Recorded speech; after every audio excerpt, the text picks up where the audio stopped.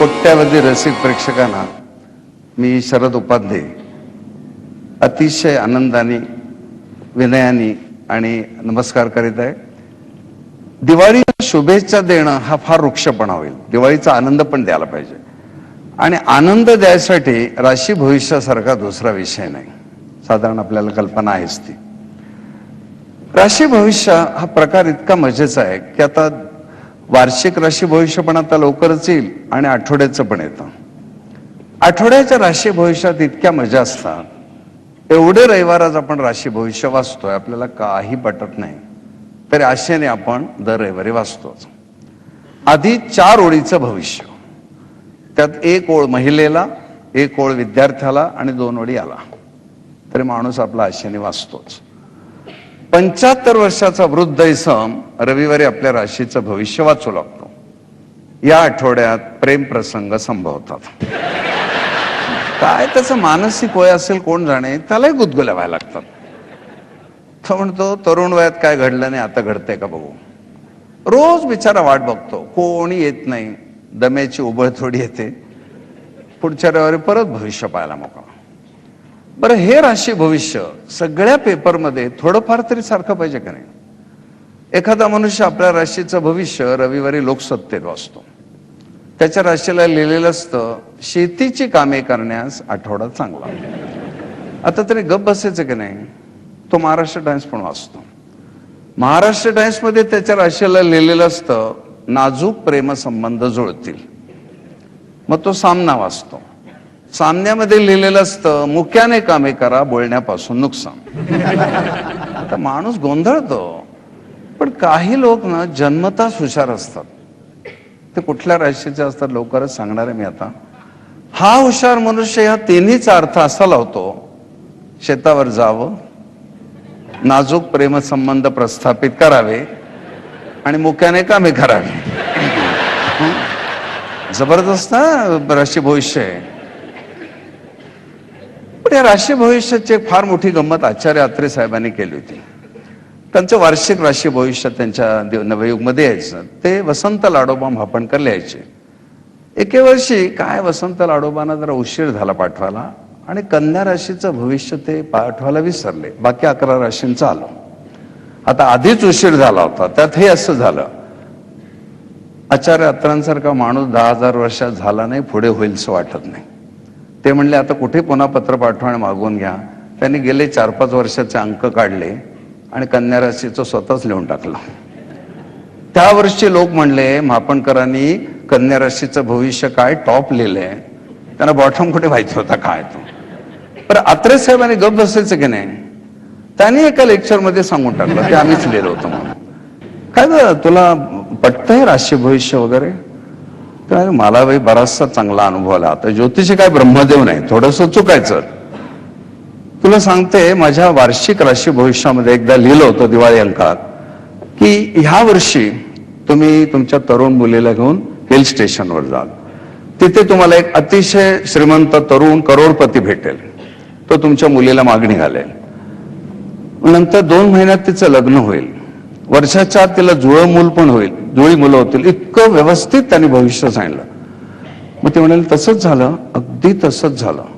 आता थोडंसं चुकायचं, जुळी मुलं पण झाली, लग्न नाही झालं मात्र त्यांचं। तुम्ही आता ज्योतिष काय ब्रह्मदेव नाही, माणूसच आहे, थोडं थोडं चुकणारच असा खुलासा त्यांनी केला। ते माणूस एकदा रस्त्यात उभा राहून असा वर बघत होता। तो काय वर बघतो म्हणून दुसरा उभा राहिला, तो वर बघायला लागला, तिसरा बघायला, एक करतो म्हणून दुसरा करतो। 25 लोकांची लाईन लागली। 25व्या माणसाने विचारलं त्याला, काय बघताय वर तुम्ही? त्याने अशी खूण केली, हा बघतोय म्हणून मी बघतोय। त्याने त्याच्या पुढच्या माणसाकडे खूण केली। पहिल्या माणसाला विचारलं तर तो म्हणाला वर कुठे बघतोय, म्हणजे मानच वाकडी आहे। ते 7.5 असंच काहीतरी लोक, एक मारुतीला तेल वाहतो म्हणून दुसरा वाहतो। लोकमान्य टिळकांचं गीतारहस्य जे अतिशय उत्तम असं प्रसिद्ध झालं, लोक टिळक करतात तसं करू लागले। ते पागोटा घालतात, आपण पागोटा घालायचं, बाराबंदी घालतात, आपण बाराबंदी। लोकांनी टिळकांचा कित्ता घेतला नाही, अडकित्ता घेतला जास्त। म्हणजे मला एक उदाहरण आठवतंय, एका ऑफिसमध्ये असं ते मस्ट ठेवलं होतं आणि जे लेट लोक येतील त्यांनी तिथे कारण लिहायचं। बहुतेक माणसाला यायची लोकल उशिरा आली वगैरे काय ते, आणि मग बाकीचे लोक वरील प्रमाणे लिहायचे. एके दिवशी एक लेट आलेल्या माणसाने खरं कारण लिहिलं, बायको बाळण झाली, जुळे झाले, वरील प्रमाणे. आणि म्हणून मी नेहमी सांगतो, माणूस जातीवर जात नाही, माणूस राशीवर जातो. मग अमुक एका प्रसंगाला काही माणसं कशी विचित्र वागतात बघा. नाशिकला एक प्रकरण घडलं. एक लग्न समारंभ चालू होता. असे लोक जेवायला बसले होते, आणि नाशिकला ती गव्हाची खीर करण्याची पद्धत आहे. लोक जेवायला बसले होते आणि त्यांनी खीर वगैरे वाढली, जेवायला सुरुवात केली. 5 मिनिटात तो वाढपी आतनं धावत आला आणि म्हणाला, खीर खाऊ नका, खिरीत पाल पडली. हे ऐकल्याबरोबर काही ना तिथल्या तिथे उलट्या व्हायला लागल्या. काही जण वेगळ्या राशीचे होते, जरा स्वस्त बसले, आता काय करायला पाहिजे विचार करायला लागले. पण काही लोक असे होते, पाल पडली तर पडली, खाऊन घेऊया, पुढचं पुढे बघू. 5 मिनिटांनी तो वाढपी पळत आला, म्हणला, ज्या पातेल्यात पाल पडली आहे ती खीर मी अजून वाढायला काढली नाही, खीर खायला हरकत नाही. आता ह्या उलट्याना कुठून झाल्या? म्हणजे मूळ स्वभाव माणसाचा किती महत्वाचा असतो, तसे आपल्या प्रत्येकाचे 12 राशीच्या 12 लोकांचे एक स्थायी भाव असतात. उदाहरणच घ्यायचं झालं तर या बायका असतात, त्या कधीतरी अशा मार्केटिंग करताना दुकानामध्ये एखाद्या बाईला सुंदर शालू दिसतो, तिला तो फार आवडतो. ती घरी येऊन नवऱ्याला सांगते, अमुक एक दुकानात शालू असा ठरला, मला फार आवडला, पण मी घेतला नाही, तुम्हाला विचारलं नाही. तो जर वृषभ राशीचा असेल ना, दुसऱ्या दिवशी स्वतः खरेदी करून आणतो. तिला म्हणतो, नाही आत्ताच्या आत्ता नेस. ती म्हणतो, अमावस्या सर्वपित्री आहे परत, असू दे ग, तू नेस म्हणजे पौर्णिमा होईल. त्याचं वृषभवाल्याचं कामच वेगळं आहे. पण तो नवरा जर कन्या राशीचा असेल ना, ते जरा हिशोबी लोक असतात, काटकसरी असतात, कंजूस पण असू शकतात. ती जेव्हा सांगते, एक शालू पाहिला मी, फार नाही, 5,000 रुपये किंमत आहे, तो वर बघतच नाही, लिहित राहतो काहीतरी. एक 2-3 दिवसांनी ती म्हणते, यांचा स्वभाव असाच आहे, आपणच जाऊन आणावं. आणि तो शालू घेऊन ती येते, नेसते, आणि त्याला म्हणते, कशी दिसते मी बघा. तर तो दचकतो. तो म्हणाला, कधी आणलंस तू? मी कालच आणला. मग पैसे? नाही, त्याला लिहून ठेवायला सांगितले. तो लगेच तिला विचारतो, ह्या पैशामध्ये किसान विकास जर घेतली असती तर आपला किती फायदा झाला असता. आणि मकर राशीवाला जर असेल ना तिचा नवरा, तर तो तिला म्हणतो, शालू बिलू काय करायचंय, पूर्वीच्या बायका वलकल नेसायच्या, अगदी वलकल सोडून दे, पटोला बिटोला काहीतरी एवढं कशाला. तर राशीचा स्वभाव कसा ठरवला? मुळात आधी राशी म्हणजे काय, अनेकांना प्रश्न असतो. आपल्या जन्माच्या वेळी चंद्र ज्या राशीत ती आपली राशी. शास्त्रकारांनी असं अवलोकन केलं, त्यांना एक एक राशीच्या आकृत्या दिसल्या. खरोखरच त्यांनी फार विचार केला की अश्विनी, भरणी आणि कृत्तिका या 2.25 नक्षत्रांनी त्यांना आकाशात एक मेंढाकृती दिसली. म्हणून त्याने त्याला मेष नाव दिलं. हे पण खरं. आणि मेंढा डोक्याने लढतो, तसे मेषवाले डोक्याने लढतात, हा स्वभाव पण त्यांचा पडतो. विंचू जो असतो तो विशाखा, अनुराधा, ज्येष्ठा या नक्षत्रांनी बनतो. तो आकाशात लिटररी विंचू दिसतो त्यांना 2.25 नक्षत्रांच्या विभागाने. आणि त्या राशीवर जन्माला आलेल्या लोकांचा डंख मारण्यासारखा स्वभाव असतो. बघूया आता थोड्या वेळाने आपण. म्हणजे त्यांनी अशा आधी 12 राशी शोधल्या. मग त्या राशींचे स्वभाव त्यांनी 5 गोष्टींवर ठरवले. राशीला एक देह असतो, पुरुष किंवा स्त्री. ओळखायचं कसं? त्या विषम राशी म्हणजे पुरुष राशी, समराशी म्हणजे स्त्री राशी. आता दोघींच्या स्वभावात फरक काय? पुरुषाला जरा बरं वाटेन असं झालं तर तो लगेच ऑफिसात रजेचा अर्ज टाकतो. घरी तरी विश्रांती घेतो का? या गॅलरीत उभा राहा, समोर बघ, त्या गॅलरीत उभा राहा, समोर बघ. बायका बिचाऱ्या किती बरं वाटत नसलं तरी सरळ उठून स्वयंपाकघरात कामाला लागतात. एक कारण असं असतं की त्यांना असं वाटतं, मी घरी असताना माझ्या नवऱ्याने असं हॉटेलमधनं आणून खाणं बरोबर नाही, म्हणून त्या उठून कामाला लागतात. किंवा दुसरं कारण असं असतं, तिला झोपलेली बघून नवरा म्हणतो, अगं तुला बरं वाटत नाही ना, मी आईला बोलावून घेतो. ताडकन उठतेस ती. कोणी सांगितलं तुम्हाला बरं नाही? बरी आहे मी. दुसरा एक फरक आहे, पुरुष 8 दिवस जरी बाहेर गावी गेला तरी त्या घरच्या गड्याला सांगून जातो, अरे बाईसाहेब नाहीये, 8 दिवस मी नाहीये, त्या एकट्याच्यात लक्ष ठेव. बायका 4 दिवस माहेरी गेल्या तरी त्या मोलकर्णीला दम भरतात, अजिबात फिरकू नको इकडे 5 दिवस. तर पुरुषांचं काय असतं, शिव्या देतात, मारामारी करतात, मोकळे होतात. बायकांचं पॉलिटिक्स फार असतं. मुंबईला जवळजवळ 25 वर्ष मी ज्योतिषशास्त्राचे क्लासेस चालवत होतो. एका बॅचमध्ये एक मिसेस काळे नावाच्या जाड जोड बाई शिकायला होत्या. आडनावाप्रमाणेच इतक्या काळ्या होत्या की काळे पण इथे संपतं एवढ्या काळ्या होत्या. त्याच वर्गामध्ये एक मिसेस फडके होत्या, त्या गोऱ्याप्पान बाई. काही ना काय कारणाने दोघींची सारखी मारामारी व्हायची. झालं 2 वर्षाचा कोर्स संपला. एके दिवशी मिसेस काळे मला काहीतरी विचारायला आल्या 2-3 महिन्याने. मला म्हणाल्या, ती पांढरी पाल येते का हो तुमच्याकडे अजून? तर म्हटलं, कोण हो? ती हो फडक्यांची नली. तेवढ्यात का योगायोग मिसेस फडके पण ऑफिसमध्ये आल्या. मिसेस काळेनी काय ट्रान्सफर सीन केला. एकदम उठल्या, त्यांचा गालगुच्चा घेतला. अय्या नलू, किती दिवसांनी भेटतोय आपण. मी थक्क झालो तो एक पात्री बघून. म्हणजे मी जर त्यांना सांगितलं असतं ना, ह्या तुम्हाला आता पांढरी पाल म्हणाल्या, तर त्या म्हणल्या असत्या, काय बोलताय, किती प्रेम करते बघा माझ्यावर. थोड्याने काळे गेले, आता फडके बसल्या. मला म्हणाल्या, ती जाफराबादी कशाला आली ती हो तुमच्याकडे? हे असे बायकांचे स्वभाव असतात. आणि खरं सांगायचं ना, ते राशीच्या गमती जमती अशाच उभ्या राहिल्या. मी असं अवलोकन करत गेलो आणि मला एक गमती जमती दिसायला लागल्या. उदाहरणार्थ, बायकांना हे नवरे लोक असे वेळोवेळी झोपून राहतात ना, ते अजिबात आवडत नाही. पण कधी कधी तो नवरा येतो, तोच थकून येतो ऑफिसात ना, का जरा बरं नसतं, आल्याबरोबर झोपून जातो. त्याच्या बायकोने जरा चौकशी करायची की नाही काय होते का वगैरे. त्याची बायको जर मेष राशीची असेल तर तणतणत येते खोलीमध्ये. सांगत होते आईस्क्रीम खाऊ नका, झालेत ना आडवे, भोगा आपल्या कर्माची फळं, निघून जाते. पण त्याची बायको जर वृषभ राशीची असेल तर तिला जरा 4 दिवस सासूचे बघायची घाई झालेली असते. ती त्याच्या अंगावर चादर घालते, त्याला थोपटते आणि जे काय करता येणं शक्य आहे ते करते आणि निघून जाते. मिथुन राशीची बाई जरा लुच्चेपणा करते. त्याला दुधात जायफळ घालून देते आधी भरपूर, तो मस्त झोप काढतो. ही छान झोप काढते. हिला 7 वाजता जाग येते, बघते अजून झोपलेलाच आहे तो. मासे केस विस्कटवते आणि त्याच्या पायाशी बसून राहते. अर्ध्या पाऊण तासाने त्याला जाग येते. अगं तू अशीच बसलीस रात्रभर, काय करणार, तुम्हाला बरं नाही, नको बसायला. कर्क राशीच्या बायका बिचाऱ्या त्याच्या उशाशी बसून त्याच्या कपाळावरच्या पट्ट्या बदलत बसतात.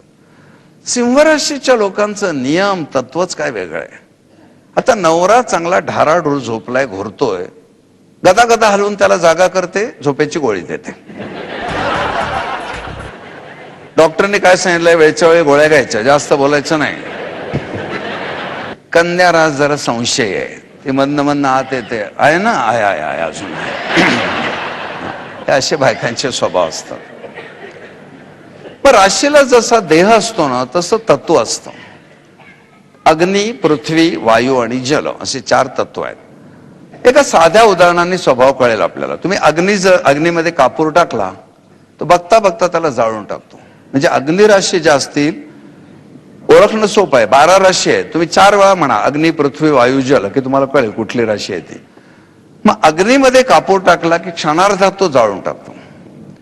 तोच कापूर त्याचा सुगंध वायू पसरवतो. पृथ्वी म्हणजे माती, जर तो कापूर मातीत पडला, माती जरा व्यवहारी आहे, ते एकदम त्याला जाळत नाही, ते म्हणते आपल्याला काय उपयोग होतो का बघू, आणि ती हळूच त्याचे गुण सगळे घेते आणि स्वतः औषधी माती म्हणून मिरवते. आणि तो कापूर जर तुम्ही जलात टाकलात तर ताबडतोब विरघळतो. म्हणजे जलराशीची माणसं बघता बघता आपलंसं करून घेतात, दुसऱ्याला विरघळून जातात त्यांच्यामध्ये. ह्यावरून सुद्धा स्वभाव बनतो. राशीला एक स्वभाव असतो, चर स्थिर द्विस्वभाव. चर म्हणजे चंचल, स्थिर म्हणजे अगदी स्टेडी, आणि द्विस्वभाव म्हणजे गोंधळ घालणे. आता साधी गोष्ट आहे, इथून जायचंय आपल्याला बालगंधर्वला. नवखा माणूस आहे पुण्यात. विचारायचं का नाही बालगंधर्व कुठे? तो चर होतो, म्हणतो चालत राहू, कुठेतरी लागेल बालगंधर्व. तो गाडी चालवतच राहतो. स्थिरवाला उभा राहतो. एखाद्या पोलिसला विचारतो आधी, तो पोलीस पण नॉर्मल आहे ना बघतो आधी व्यवस्थित, आणि मग त्यांनी सांगितलं की अधिकृत माणसाने सांगितल्यावर तो जातो. द्विस्वभावाला काय करतो, एकदा या गल्लीत जातो, मग तो म्हणतो ना इथे नसणार, इथेच असेल, मग तिकडे जातो, परत इकडे येतो. असं करत करत त्याचं कितीतरी पेट्रोल फुकट जातं. म्हणजे स्वभाव सुद्धा आपल्याला कळतो. मग राशीला एक मालक असतो, शनी, मंगळ, बुध, त्यांचे काय स्वभाव असतात ते पण त्या राशीमध्ये येतात. आणि राशीला एक बोधचिन्ह असतं. मेंढा, विंचू, हे सगळे ह्या 5 गोष्टींवर शास्त्रकारांनी अगदी ढोबळ मानाने एक स्वभाव ठरवला. हा ढोबळ मानानेच स्वीकारला पाहिजे. याचं कारण काय, राशी भविष्य जे येतं ते 12 राशींचं भविष्य आहे. आता विचार करा, एखाद्या पोस्टमनची जी राशी आहे तीच टाटा बिर्लांची पण आहे. पोस्टमनच्या राशीमध्ये जर लिहिलेलं असेल या आठवड्यात आर्थिक लाभ होतील, तर पोस्टमनचं बेसिक किती आहे आणि टाटा बिर्लांचं इन्कम काय, त्या हिशोबात ते कळत नाही. म्हणून राशी भविष्याला तसा काय अर्थ नाही. पण मौज मजा बघायची म्हटले तर असं होतं. इथे एक बाई एकदा आल्या होत्या आणि मला म्हणाल्या, का हो तुम्ही सांगता मेष राशीचे पुरुष अगदी तडफदार असतात, आमचे तर अगदीच मेषपात्र आहेत. अहो म्हटलं, हा गमती जमतीचा कार्यक्रम आहे आणि दुसरं राशीवर सगळं अवलंबून नाही. राशी आत्ता आल्या, तुम्ही रामायण काळामध्ये पाहिलं तर नाक्षत्रीय फलादेश होता. त्या मेष राशीमध्ये अश्विनी नक्षत्र आहे 13°20 कलेपर्यंत, ते तडफदार आहे. 13-20 ते 26-40 भरणी आहे, तो थोडा भाग.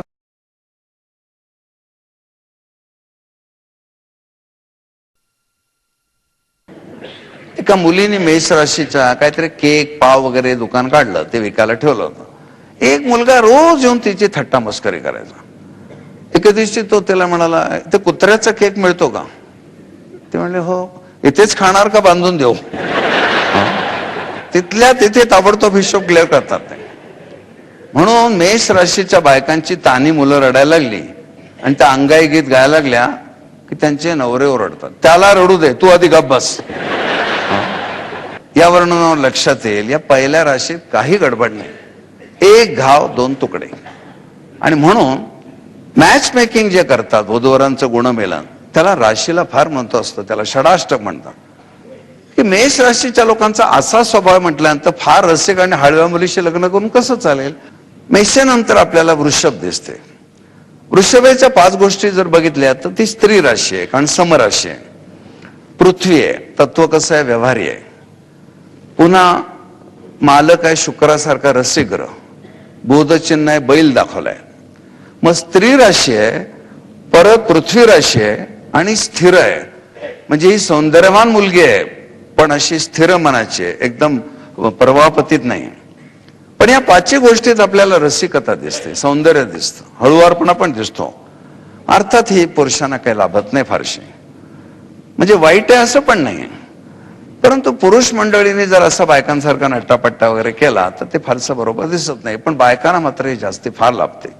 तुम्हाला लग्न कार्यामध्ये अशा ज्या बायका खूप नटून थटून, काही संबंध नसतो त्यांचा, पण सारखा ह्या खोलीतून त्या खोलीत, त्या खोलीतून त्या खोलीत, अशी एक मुलगी नटलेली सारखी इकडे तिकडे नाचत होती. तर म्हटलं, काय काय करतेस हे? ते म्हणाले, नाही, माझी आई म्हणाली अशी फिरत राहा, लग्न जमेल तुझं. म्हणजे हा सगळा प्रकार हा शुक्राचा रसिकपणाचा असतो. आणि म्हणून बायकांना जास्त लाभणारे राशी आहे असं म्हटलं तर फारसं काय चुकणार नाही. तसं एक उदाहरण फार प्रसिद्ध आहे, की मुंबईचंच उदाहरण मी बऱ्याच वेळा दिलेलं आहे. की मुंबईला दादर भागामध्ये मिसेस गोगटे नावाच्या एक फार टिपिकल अशा रसिक वृषभ राशीच्या बाई आहेत. त्यांची 50शी नुकतीच झाली, आम्हाला सगळ्यांना माहिती होतं. पण 50शीला त्या इतक्या छान दिसतात म्हणण्यापेक्षा त्यांनी छान ठेवलंय तसं. पण इतर वृषभ राशीच्या बायकांप्रमाणे त्यांचा एक स्वभाव, जो दिसेल त्याला विचारतात, माझं वय काय असेल? मला हा प्रश्न गोगटेबाईंनी 3 वेळा विचारला होता आणि मला पूर्ण माहिती होतं त्यांची 50शी नुकतीच झाली. अलीकडेच एकदा रस्त्यात भेटल्या, फारच छान दिसत होत्या, पण ते विसरल्या वाटतं. मला पुन्हा विचारलं, पण ते माझं वय काय असेल? शेवटी त्यांना एकदा बरं वाटावं म्हणून मी म्हटलं, तुमचं ना 40 असेल बघा. इतक्या गोड लाजल्या, म्हणाल्या, बघा फसलात ना, माझं 45 आहे. मी 10 कमी केलं, त्याने 5 कमी केलं. का थकल्यासारखं का दिसतंय, बरं नाही वाटत का? रागाने म्हणाल्या, अहो मुलाचं लग्न ठरलंय. चिडता का तुम्ही अशा? मला हल्ली झोपच लागत नाही. कोणीतरी मला आता सासूबाई म्हणणार, काही दिवसांनी आजीबाई म्हणणार, शी कसं तरीच होते. अहो म्हटलं, बाई नाहीये का तुम्ही? आहे हो म्हणे, पण सारखं सारखं कशाला म्हणायला पाहिजे? तुम्हाला बुवा बुवा म्हटलं तर कसं वाटेल? ही गोष्ट खोटी नव्हती. त्यांच्या मुलाच्या लग्नाच्या रिसेप्शनला मी गेलो होतो. काय